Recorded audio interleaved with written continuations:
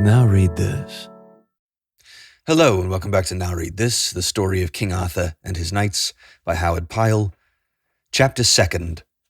How Merlin journeyed with Vivien unto the Valley of Joyousness, and how he builded for her a castle at that place.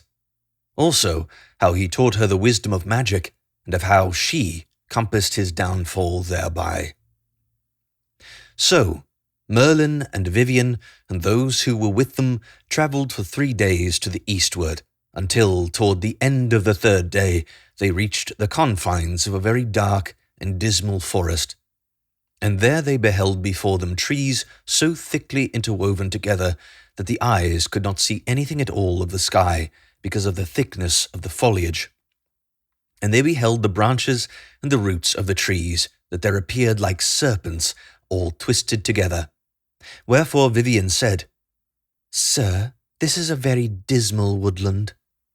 "Yea," said Merlin, "so it appeareth to be. Nevertheless, there lieth within this forest that place which is called by some the Valley of Joyousness, and by others the Valley of Delight, because of the great beauty of that place. And there are several pathways extending through this forest, by the means of which that valley may be reached by a man, whether a horse or afoot." And after a while they found it was as Merlin said, for they came by and by upon one of those pathways, and entered it, and penetrated into the forest, and lo, within that doleful woodland, it was so dark that it appeared as though night time had fallen, although it was bright daylight beyond the borders thereof. Wherefore many of that party were very much afraid. But Merlin ever gave them good cheer, and so they went forward upon their way. So by and by they came out at last from that place, and into the open again, whereat they were greatly rejoiced, and took much comfort. Now by this time the evening had come, very peaceful and tranquil, and they beheld beneath them a valley spread out in that light, and it was a wonderfully beautiful. And in the centre of the valley was a small lake, so smooth and clear, like to crystal, that it appeared like an oval shield of pure silver laid down upon the ground. And all about the margin of the lake were level meadows, covered over with an incredible multitude of flowers of divers colours and kinds, very beautiful to behold. When Vivien saw this place, she cried unto Merlin, "Master, this is indeed a very joyous valley, for I do not believe that the blessed meadows of paradise are more beautiful than this." And Merlin said, "Very well, let us go down into it." So they went down, and as they descended, the night fell apace, and the round moon arose into the sky, and it was hard to tell whether the valley was the more beautiful in the daytime, or whether it was the more beautiful when the moon shone down upon it in that wise.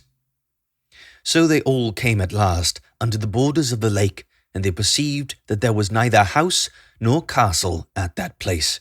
Now upon this, the followers of Merlin murmured amongst themselves, saying, "This enchanter hath brought us hitherward, but how will he now provide for us, that we may find a resting place that may shelter us from the inclement changes of the weather? For the beauty of this spot cannot alone shelter us from rain and storm." And Merlin overheard their murmurings, and he said, "Peace, take ye no trouble upon that matter, for I will very soon provide ye a good resting place." Then he said to them, "Stand ye a little distance aside, till I show ye what I shall do." So they withdrew a little, as he commanded them, and he and Vivien remained where they were. And Vivien said, "Master, what wilt thou do?" And Merlin said, "Wait a little, and thou shalt see." Therewith he began a certain very powerful conjuration, so that the earth began for to tremble and to shake, and an appearance as of a great red dust arose into the air. And in this dust there began to appear sundry shapes and forms, and these shapes and forms arose very high into the air, and by those who gazed thereon perceived that there was a great structure apparent in the midst of the cloud of red dust. Then, after a while, all became quiet, and the dust slowly disappeared from the air.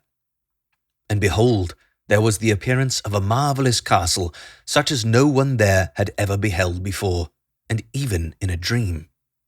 For the walls thereof were of ultramarine and vermilion, and they were embellished and adorned with figures of gold, and wherefore that castle showed in the moonlight like as it were a pure vision of great glory. Now Vivien beheld all that Merlin had accomplished, and she went unto him, and kneeled down upon the ground before him, and took his hand, and set it to her lips. And while she kneeled thus, she said, Master, this is assuredly the most wonderful thing in the world. Wilt thou then teach me such magic that I may be able to build a castle like this castle out of the elements? And Merlin said, Yea, all this will I teach thee, and more besides, for I will teach thee not only how thou mayst create such a structure as this out of invisible things, but I will also teach thee how thou mayst, with a single touch of thy wand, dissipate that castle instantly into the air, even as a child, with a stroke of a straw, may dissipate a beautiful shining bubble, which upon an instant is, and upon another instant is not. And I will teach thee more than that, for I will teach thee how to change and transform a thing into the semblance of a different thing, and I will teach thee spells and charms such as thou didst never hear tell of before. Then Vivien cried out, Master, thou art the most wonderful man in all of the world. And Merlin looked upon Vivien, and her face was very beautiful in the moonlight, and he loved her a very great deal. Wherefore he smiled upon her and said, Vivien, dost thou still hate me? And she said, Nay, master. But she spake not the truth, for in her heart she was evil, and the heart of Merlin was good, and that which is evil will always hate that which is good. Wherefore, though Vivien lusted for the knowledge of necromancy, and though she spake so lovingly with her lips, yet in her spirit she both feared and hated Merlin because of his wisdom. For she wist right well that except for the enchantment of that ring which he wore, Merlin would not love her any longer in that wise. Wherefore she said in her heart, If Merlin teaches me all of his wisdom, then the world cannot contain both him and me. Now Merlin abided with Vivien in that place for a year and a little more, and in that time he taught her all of magic that he was able to impart. So at the end of that time he said unto her, Vivien, I have now taught thee so much that I believe there is no one in all of the world who knoweth more than thou dost of these things of magic which thou hast studied in this time. For not only hast thou such power of sorcery that thou canst make the invisible elements take form at thy will, and not only canst thou transform at thy will one thing into the appearance of an altogether different thing, but thou hast such potent magic in thy possession that thou mayest entangle any living soul into the meshes thereof, unless that one hath some very good talisman to defend himself from thy wiles. Nor have I myself very much more power than this that I have given to thee. So said Merlin, and Vivien was filled with great joy. And she said in her heart, Now, Merlin, if I have the good fortune to entangle thee in my spells, then shalt thou never behold the world again. Now, when the next day had come, Vivien caused a very noble feast to be prepared for herself and Merlin. And by means of the knowledge which Merlin had imparted to her, she produced a certain very potent sleeping potion, which was altogether without taste. This potion she herself infused into a certain noble wine, and the wine she poured into a golden chalice of extraordinary beauty. So when that feast was ended, and whiles she and Merlin sat together, Vivien said, Master, I have a mind to do thee a great honour. And Merlin said, What is it? Thou shalt see, said Vivien. Therewith she smote her hands together, and there immediately came a young page unto where they were, and he bare that chalice of wine in his hand, and gave it unto Vivien. Then Vivien took the chalice, and she went to where Merlin sat, and kneeled down before him, and said, Sir, I beseech thee to take this chalice, and to drink the wine that is within it. For as that wine is both very noble and very precious, so is thy wisdom both very noble and very precious. And as the wine is contained within a chalice of priceless cost, so is thy wisdom contained within a life that hath been beyond all value to the world. Therewith she set her lips to the chalice, and kissed the wine that was in it. Then Merlin suspected no evil, but he took the chalice, and quaffed of the wine with great cheerfulness. After that, in a little, the fumes of that potent draught began to rise into the brains of Merlin, and it was as though a cloud descended upon his sight. And when this came upon him, he was presently aware that he was betrayed, wherefore he cried out thrice in a voice very bitter and full of agony, "Woe! Woe! Woe!" And then he cried out, "I am betrayed!" And therewith he strove to arise from where he sat, but he could not. That when Vivien sat with her chin upon her hands, and regarded him very steadily, smiling strangely upon him, so presently Merlin ceased his struggles, and sank into a sleep so deep that it was almost as though he had gone dead. And when that had happened, Vivien arose, and leaned over him, and set a very powerful spell upon him. And she stretched out her forefinger, and wove an enchantment all about him, so that it was as though he was entirely encompassed with a silver web of enchantment. And when she had ended, Merlin could move neither hand nor foot, no even so much as a finger-tip, but was altogether like some great insect that a cunning and beautiful spider had enmeshed in a network of fine, strong web. Now, when the next morning had come, Merlin awoke from his sleep, and he beheld that Vivien sat over against him, regarding him very narrowly. And they were in the same room in which he had fallen asleep. And when Vivien perceived that Merlin was awake, she laughed and said, "Merlin, how is it with thee?" And Merlin groaned with great passion, saying, "Vivien, thou hast betrayed me." At this Vivien laughed again very shrilly and piercingly, and she said, "Behold, Merlin, thou art altogether in my power, for thou art utterly enwoven in those enchantments which thou, thyself, hast taught me. For lo, thou canst not move a single hair without my will.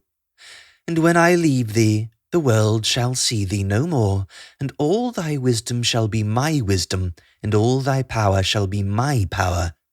And there shall be no other in the whole world who shall possess the wisdom which I possess." Then Merlin groaned with such fervor that it was as though his heart would burst asunder, and he said, "Vivien, thou hast brought me to such shame that even were I released from this spell, I could not endure that any man should ever see my face again.